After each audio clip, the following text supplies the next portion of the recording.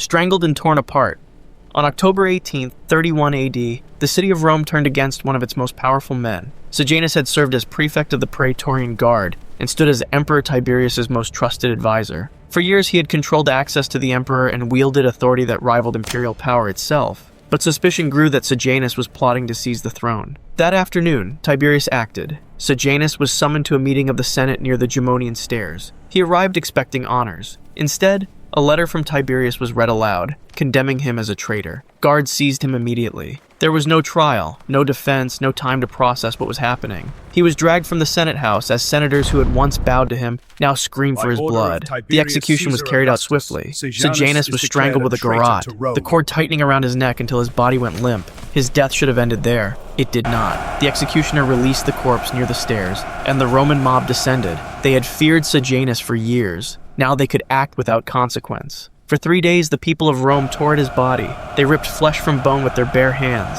They kicked and stomped what remained. Pieces of Sejanus were scattered across the stone steps. The crowd worked in shifts, some leaving as others arrived to continue the destruction. By the third day, there was nothing left intact. No limbs, no torso, nothing for the executioner to burn. His children were not spared. Roman law forbade the game over of virgins, so his young daughter was violated first, then strangled. His son met the same fate. The family line was erased completely. Their bodies joined the remains near the stairs, left to rot in public view, as a warning to anyone who reached too high for power in Rome. Mutilated and dragged corpse.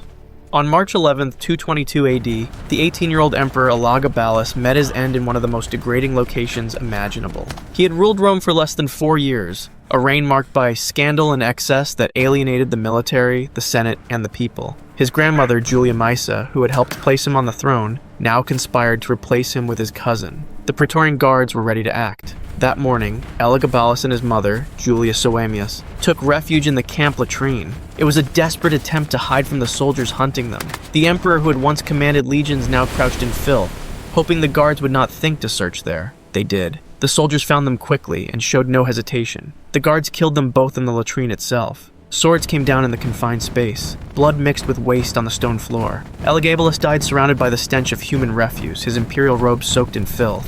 His mother fell beside him.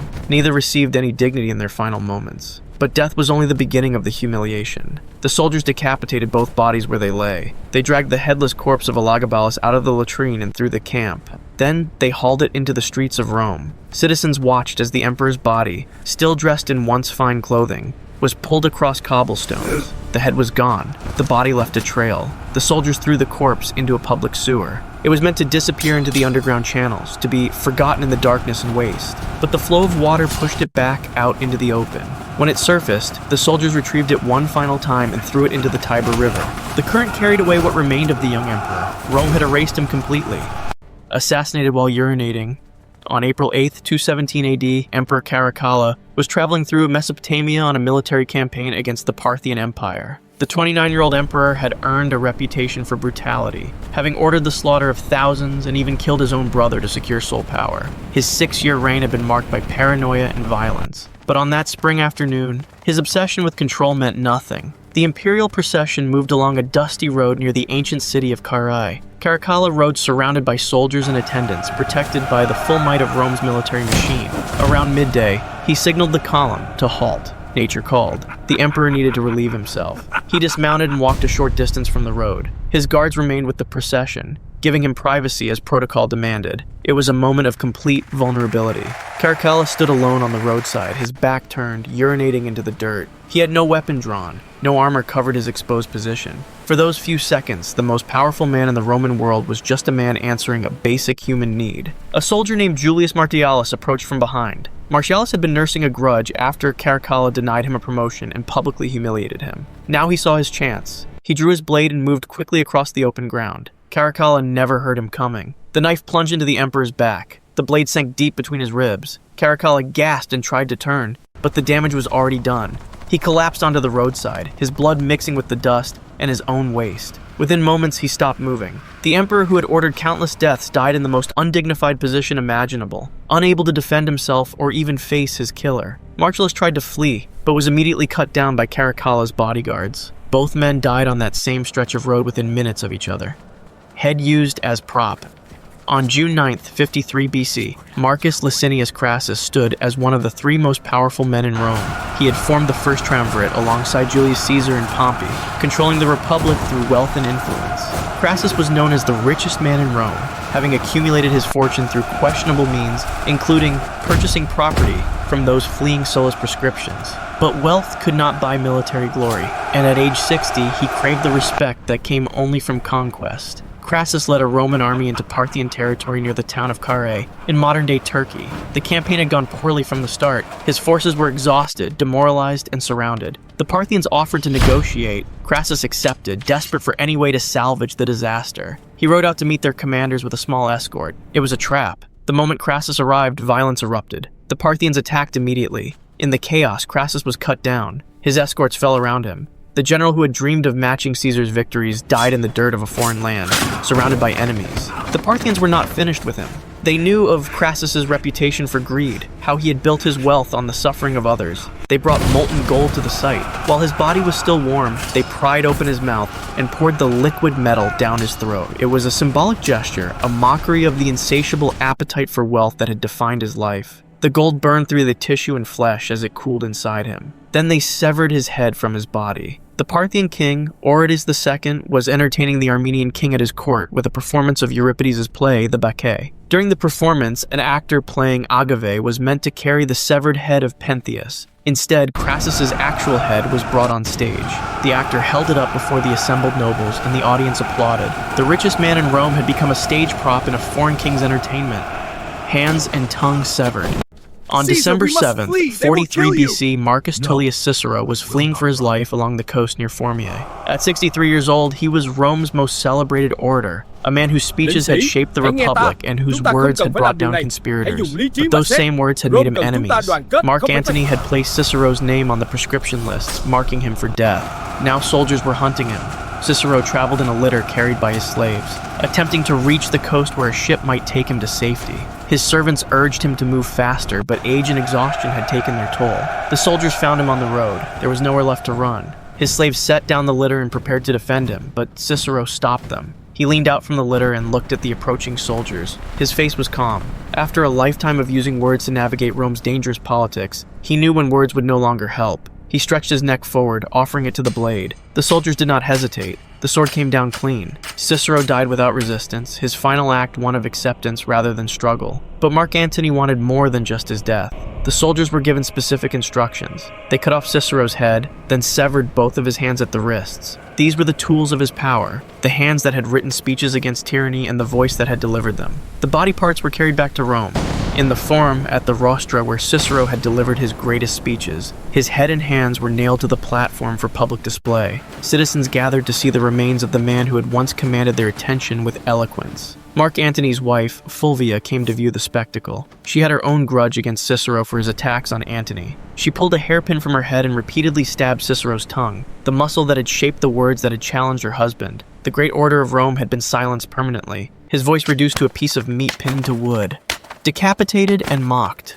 On January 15th, 69 AD, Emperor Galba entered the Roman Forum, carried in his imperial litter. He was 73 years old and had held power for only 7 months. His reign had been marked by fiscal discipline and military cuts that alienated the legions and the Praetorian Guard. Word had reached him that morning of a rival claimant to the throne. Otho, a former ally, had turned the guards against him. Galba decided to confront the situation directly, believing his authority would be enough to calm the unrest. The emperor's litter moved through the forum surrounded by a thin escort. Citizens watched from the edges of the square. Galba sat upright, trying to project strength despite his advanced age. Then the mutinous soldiers appeared. They rushed forward in a mob, weapons drawn, shouting for Otho. Galba's escort scattered immediately. No one stood to defend him. The soldiers knocked the litter sideways, spilling the elderly emperor onto the stone pavement. He hit the ground hard. Before he could rise or speak, they were on him. A blade came across his throat. The cut was deep and deliberate. Blood poured from the wound as Galba's body went limp on the forum floor. The emperor who had once commanded legions died surrounded by the men who should have protected him. The soldiers were not finished. They drew their swords and hacked off Galba's head. One of them lifted it by the hair and mounted it on the point of a lance. The gray hair and wrinkled features were still recognizable as they raised the head high above the crowd. Then came the mockery. Galba had been balding, a fact he had tried to conceal during his life. Now the soldiers and the gathering mob pointed and laughed at his exposed scalp. They made jokes about his age and appearance as they paraded the severed head through the camp. The lance was carried from street to street, the head bouncing with each step. What remained of Rome's emperor became entertainment for the same men who had sworn the oath to serve him. His dignity was stripped away as thoroughly as his life had been. Stabbed in the groin. On September 18, 96 AD, Emperor Domitian woke inside his palace in Rome, consumed by paranoia. The 44-year-old emperor had ruled for 15 years through fear and suspicion, game-overing senators and officials on the slightest hint of disloyalty. He trusted almost no one, including his own household staff, but his obsession with control had created the very conspiracy he feared. A group of palace insiders had been planning his death for months. That morning, a steward named Stephanus requested an audience with the emperor. Stephanus had worked in the palace for years and knew Domitian's routines. He appeared before the emperor with his left arm wrapped in heavy bandages, claiming he had injured himself. Domitian, despite his suspicion of everyone, saw nothing unusual about a servant with a minor injury. He allowed Stephanus to approach. The bandages concealed a dagger. Stephanus moved out close, maintaining the pretense of showing respect. Then his hand shot forward. The blade came out from the wrappings and drove straight into Domitian's groin. The emperor screamed and staggered backward, clutching at the wound. Blood spread rapidly across his clothing. The attack was meant to be fatal immediately, but Domitian did not fall. He fought back. Despite the wound and the shock, the emperor grabbed at Stephanus, trying to wrestle the knife away. They struggled violently across the floor. Domitian clawed at his attacker's face, drawing blood. For several moments, it seemed the emperor might survive. Then the other conspirators burst into the room. They came with blades drawn. A chamberlain struck first, then a gladiator trainer, then members of the household guard. They hacked at Domitian from multiple angles. He tried to defend himself, but there were too many. The knives came down again and again. The emperor collapsed under the assault, his body cut open in several places. The struggle finally ended when he stopped moving. Domitian died on the floor of his own palace, surrounded by the servants he had terrorized. All the conspirators were later game-overed for their role in the assassination. Head paraded on lance. On March 28, 193 AD, Emperor Pertinax sat in his palace in Rome facing the final crisis of his brief reign. The 66-year-old emperor had held power for only 86 days. He was a former military commander known for discipline and fairness, qualities that made him respected but not feared. He had attempted to restore order to the imperial treasury and reduce the excessive privileges given to the Praetorian Guard. That decision proved fatal. A group of roughly 300 angry soldiers marched through the palace gates that afternoon. They had been denied bonuses they believed they were owed. Their shouts echoed through the marble corridors as they forced their way deeper into the complex. Pertinax's advisors urged him to flee or hide, but he refused. He believed he could reason with them. He had commanded soldiers before and thought his authority would carry weight. The emperor walked out to meet the mob in the palace courtyard. He stood before them unarmed, his posture calm and dignified. He began to speak, attempting to explain his policies and appeal to their sense of duty. The soldiers pushed forward, shouting over his words. Pertinax continued talking, raising his voice, trying to make them understand. He never finished his speech. A spear flew from the crowd. It struck Pertinax in the chest. The impact knocked him backward. He stumbled but remained standing for a moment, his hand moving to the wound. Then more weapons came. Swords and spears hit him from multiple directions. The emperor fell to the stone pavement. The soldiers surrounded his body and continued striking until he stopped moving. They severed his head immediately. One soldier lifted it by the hair and mounted it on the tip of a lance. The head of the reasonable emperor, the man who had tried to talk his way out of violence, became a trophy. The soldiers marched through the streets of Rome with it held high. Citizens watched from doorways and windows as the procession passed. The Praetorian Guard later auctioned the imperial throne to the highest bidder, selling the position Pertinax had died trying to restore.